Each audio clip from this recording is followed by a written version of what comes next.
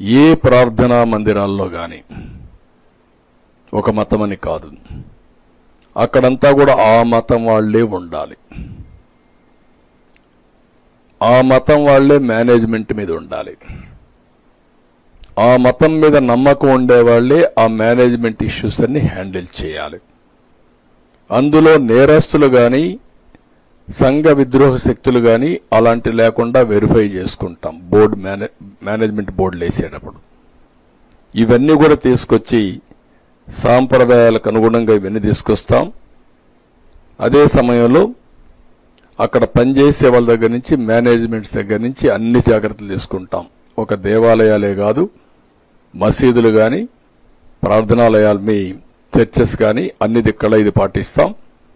అందరం కూడా మత సామరస్యాన్ని కాపాడుకోవాలి. వేరే మతస్థులకు